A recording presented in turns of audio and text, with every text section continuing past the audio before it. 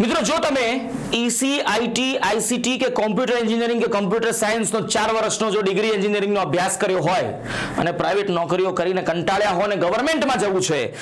running નથી થતું, descriptive નથી આપવી, મેન્સ નથી આપવી, કોઈ ઇન્ટરવ્યુ બી નહીં, કાંઈ જ નહીં, સીધું એક પેપર 200 માર્કનું ને જો પાસ થયા તો સીધી સરકારી નોકરી, અને એ પણ પીએસઆઈ લેવલની, ટેકનિકલ ઓપરેટર એટલે કે એએસઆઈ લેવલની, પોલીસ ખાતામાં જો વર્દી સાથેની નોકરી જોઈએ છે